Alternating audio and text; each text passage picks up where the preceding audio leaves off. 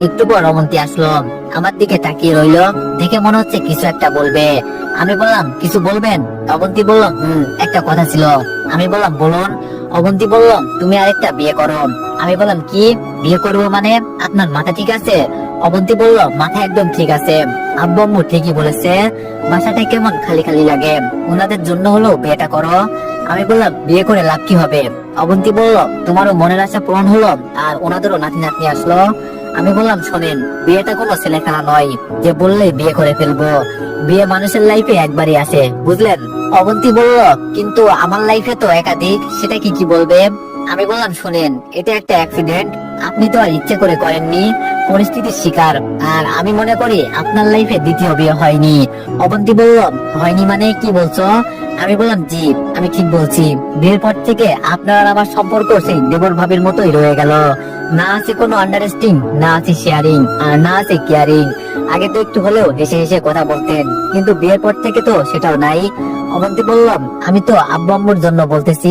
আমি বললাম, আম্মুর জাস্ট ইচ্ছে হয়েছে যে যদি একটা নাতি থাকতো তাহলে খেলতে পারতো।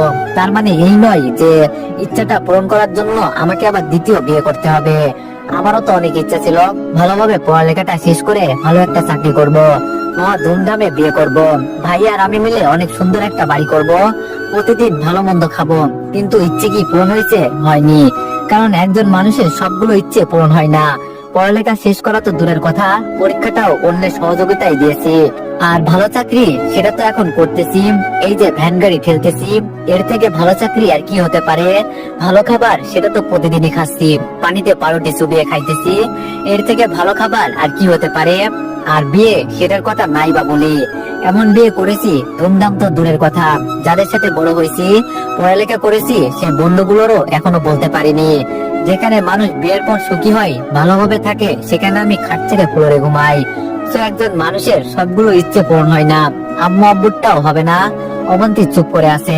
আমি বললাম, আপনি যে বললেন আমাকে আবার বিয়ে করতে, কোন মেয়ে আমার কাছে আসবে? কোন বাপ তার মেয়েকে আমার হাতে তুলে দিবে? কি আছে আমার? না আছে পড়ালেখা, না আছে টাকা পয়সা, আর না আছে ভালো কোনো চাকরি, কিছুই নেই আমার। তার উপর যদি শোনে আমি আরো একটা বিয়ে করেছি, সেখানে আমাকে মেয়ে তো দূরের কথা, ঝাড়ুর বাড়ি ছাড়া কিছুই দিবে না। আপনি বলছেন বিয়ে করার জন্য, বিয়ে করে খাওয়াবো কি? যে টাকা পাই সে টাকা দিয়ে নিজেই তো চলতে পারি না, এক বেলা খেয়ে অন্য বেলা না খেয়ে থাকি।